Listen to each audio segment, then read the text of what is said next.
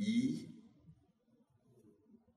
un c'est 2, O, I, E accent grave, E accent aigu, O, ça dit A, E, I, A, E, U, I, O, E. U, E, O, A. Mon Dieu, ce livre, qui ne l'a pas connu dans les années 60 en Haïti. Les gens qui ont été à l'école à la fin des années 50-60 doivent connaître ce premier livre, ce beau livre tellement bien illustré. J'en ai gardé un très très bon souvenir. Ici Fayol Jean, poète comédien. Je suis là avec vous aujourd'hui pour parler de livres. Et on y va comme ça.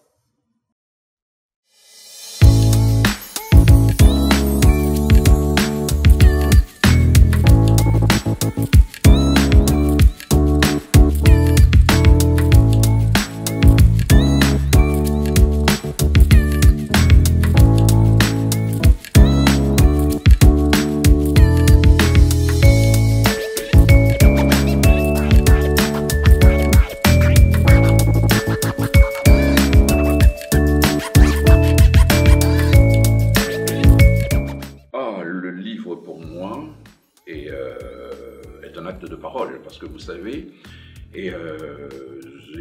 tout ce qui est écrit est appelé à être interprété, à être dit, et voilà pourquoi sans doute j'ai choisi mon métier de comédien.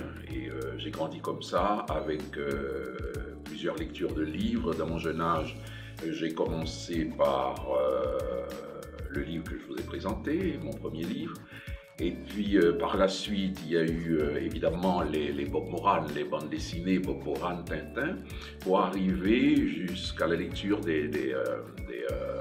comment dit-on, le Comte de Monte Cristo, où il y avait, je me rappelle, 6 volumes à la maison, mais c'était des volumes de 200 pages et plus.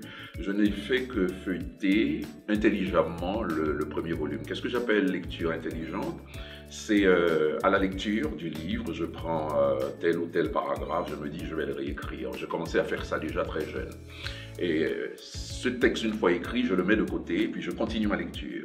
Et à la fin du livre, si j'arrive jusqu'au bout bien évidemment, je réécris ce paragraphe, ce chapitre, et puis je vais les comparer tous les deux.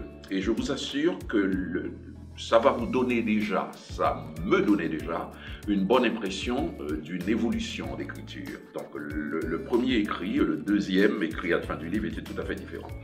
Donc j'ai commencé par m'intéresser à la lecture comme ça. À la maison, mon père avait une bonne petite bibliothèque, mais qui s'est vidée à l'avènement de Duvalier, mon père étant un homme politique qui a été ministre aux côtés de Fignolet. Donc tous les livres susceptibles de prêter à des réflexions politiques, comme le fameux livre que j'ai amené un jour à l'école, la philosophie française contemporaine de sa genèse à aujourd'hui, écrit par M. Sèvres, je crois. Donc, j'ai commencé par toutes ces lectures et de la bibliothèque de mon père, où il y avait le partage des eaux de Aléo Carpentier, le royaume de ce monde d'Aléo Carpentier, et encore, et puis plusieurs autres livres, Famille Petite Caille de l'Hérisson. J'ai dû lire tous ces livres pour arriver un jour à la lecture de livres beaucoup plus importants, beaucoup plus, je ne dis pas que les romans n'étaient pas importants, et beaucoup plus politiques, que nous ayons davantage, que j'ai davantage, une bonne conscientisation sociale, une bonne conscience sociale qui va me permettre d'évoluer dans mon métier, de comprendre ce qu'est le mot, de comprendre ce qu'est la parole, et pour devenir le comédien que je suis devenu. C'est important de lire parce que le livre nous fait. Moi, je suis c'est pour ça que j'appelle le livre mon héros. Je dis que le livre est mon premier héros, parce que c'est le livre qui m'a créé, en dehors de mes parents, mon père juriste de la petite bourgeoisie, de la grandance, ma mère est de Dame Marie de la paysannerie, avec évidemment un fort bagage de convenance et d'urbanité. Les deux m'ont donné une éducation sans faille, rien à redire là-dessus. En revanche, le livre s'est imposé à moi naturellement, comme je dis, c'est parce que la bibliothèque de papa était là, à notre disposition, et dans cette petite bibliothèque, il y avait les annales, il y avait les historiens, etc.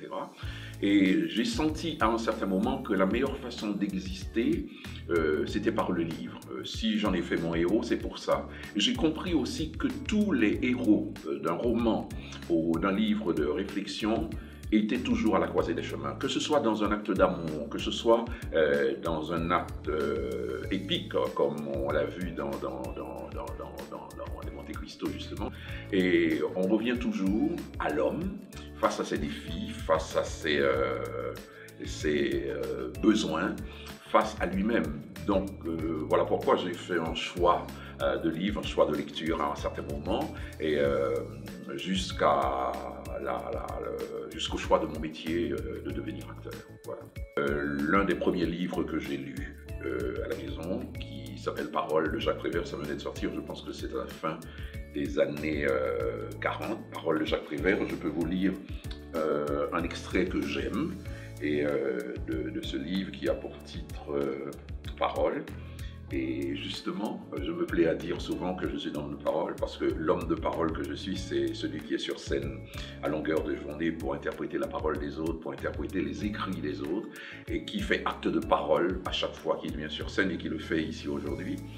Donc, voilà, je vais vous dire l'effort humain, et ça va vous allez pouvoir deviner tout au moins ce qui se passe de mon côté gauche. L'effort humain n'est pas ce beau jeune homme souriant, debout sur sa jambe de plâtre ou de pierre, et donnant grâce aux puérils artifices du statuaire, l'imbécile illusion de la joie, de la danse et de la jubilation, évoquant avec l'autre jambe en l'air la douceur du retour à la maison.